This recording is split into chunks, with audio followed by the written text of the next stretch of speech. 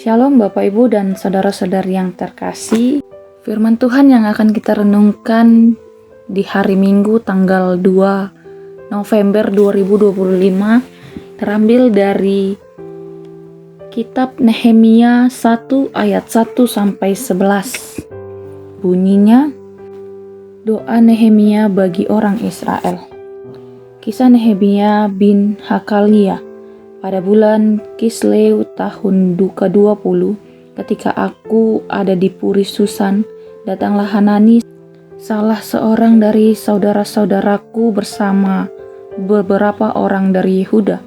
Aku bertanya kepada mereka tentang orang-orang Yahudi yang luput, yang terhindar dari penawanan, juga tentang Yerusalem. Kata mereka kepadaku, orang-orang yang tersisa di daerah sana yang terhindar dari penawanan ada dalam kesukaran besar dan dalam keadaan tercelah.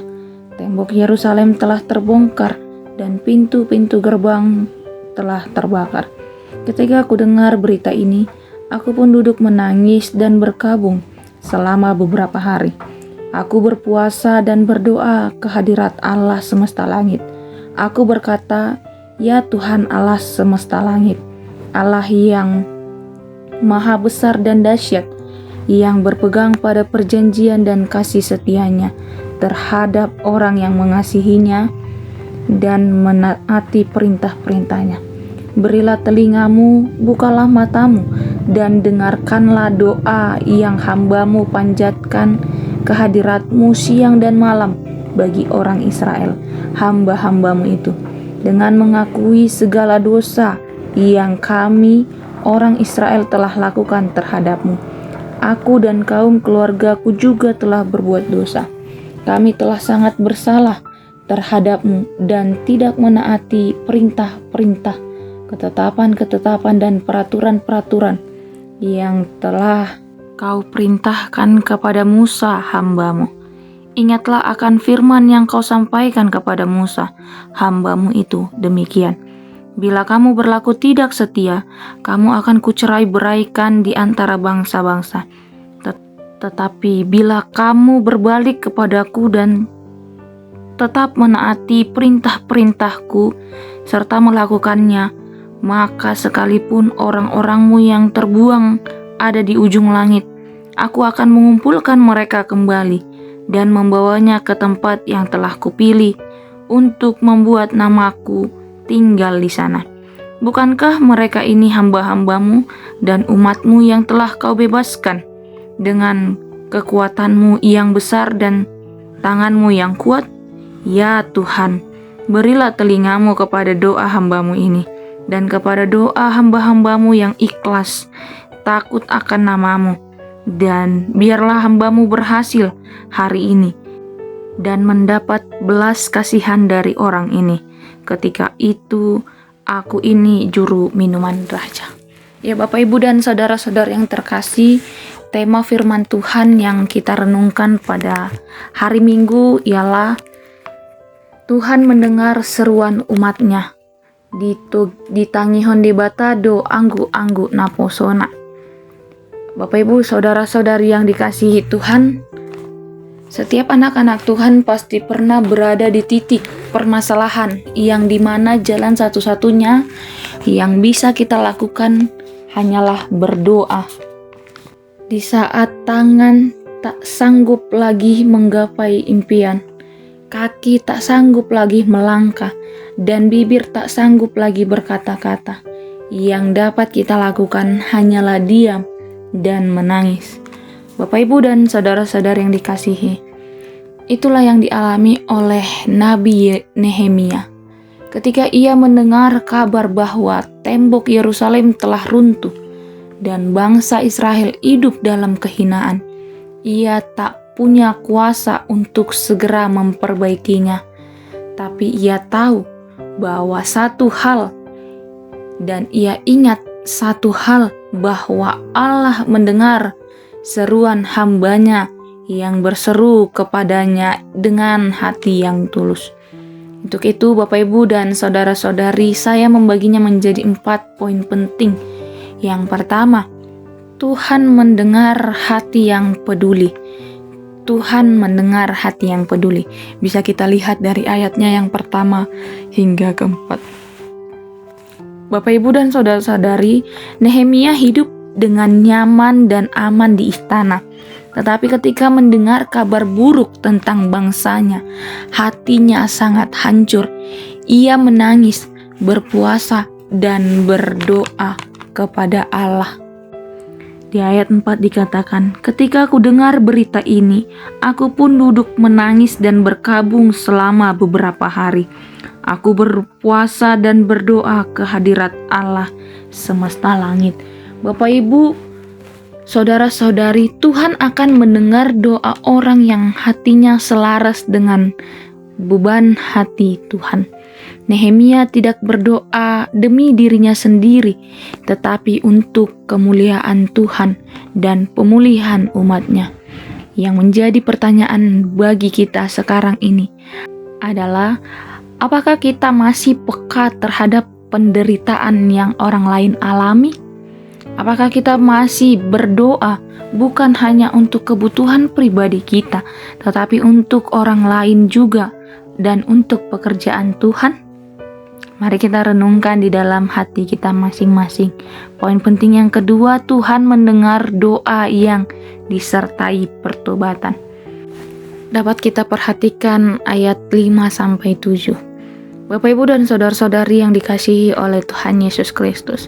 Sebelum Nabi Nehemia meminta pertolongan kepada Tuhan, ia mengakui dosanya terlebih dahulu dan dosa bangsanya.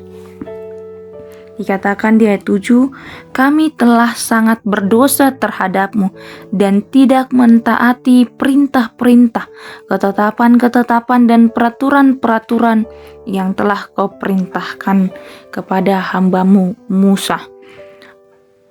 Apa artinya di sini, Bapak, Ibu, dan saudara-saudari? Setiap kesalahan yang kita lakukan harus diakui kepada Allah. Bapak, Ibu, dan saudara-saudari, yang menghalangi kita untuk datang kepada Allah ialah segala dosa-dosa kita. Makanya sebelum kita meminta sesuatu kepada Allah, kita harus terlebih dahulu sadar diri kalau kita ini adalah orang-orang yang berdosa. Orang-orang yang tidak bisa satu hari saja tidak melakukan dosa. Adakah di antara kita yang hidupnya suci tanpa dosa hari ini? Hari ini pun, bukan hari-hari yang lalu. Tidak ada kan Bapak, Ibu, dan saudara-saudari? Untuk itu kita harus datang kepada Allah, mengakui segala dosa dan kesalahan yang telah kita lakukan. Poin penting yang ketiga ialah Tuhan mendengar doa yang berpegang pada janjinya. Tuhan mendengar doa yang berpegang pada janjinya. Bisa kita lihat dari ayatnya yang ke-8-10.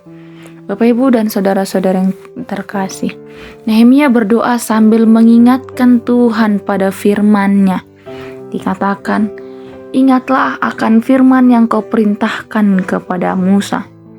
Bapak, Ibu, Nehemia tahu bahwa Tuhan adalah Allah yang setia pada janjinya, bahwa jika umatnya bertobat, Tuhan akan membawa mereka kembali dan memulihkan keadaan mereka. Untuk itu Tuhan akan senang ketika kita berdoa dengan iman dan bersandar pada firman-Nya. Ia ingin kita percaya kepadanya, bukan ragu-ragu. Untuk itu poin penting yang ketiga, Tuhan mendengar doa yang siap taat. Tuhan mendengar doa yang siap taat. Dapat kita lihat dari ayatnya yang ke-11. Bapak, Ibu, Nehemia tidak berhenti pada doa saja. Ia berkata, "Berilah kiranya keberhasilan kepada hamba-Mu." Ia siap bertindak. Ia tahu bahwa Tuhan tidak hanya mau mendengar, tapi juga ingin memakai dia sebagai alat dari setiap jawaban-jawaban doa tersebut. Tuhan mendengar doa hamba yang siap untuk dipakai. Doa tanpa kesiapan untuk taat hanyalah kata-kata yang kosong. Untuk itu Bapak Ibu yang saudara-saudari, ketika kita siap menjadi orang Kristen, menjadi pengikut Tuhan, maka kita harus terus berpengharapan kepadanya. Kita harus terus berdoa kepadanya.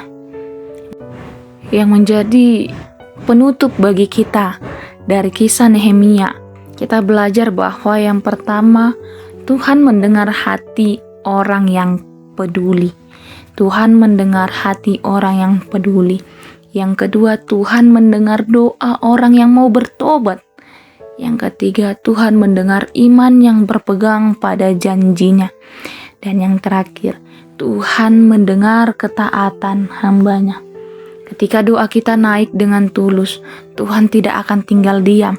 Ia mendengar, Ia bekerja, dan Ia memulihkan. Tuhan tidak butuh doa yang panjang dan indah. Ia hanya mencari suara hamba yang sungguh berseru kepadanya. Air mata Nehemia menjadi awal dari kebangunan bagi bangsanya. Dan hari ini Tuhan masih mencari orang seperti Nehemia yang berani berdoa, menangis, dan berkata, "Tuhan, pakailah aku untuk memulihkan umat-Mu." Kiranya Roh Kudus menolong kita untuk mentaati firman-Nya. Shalom.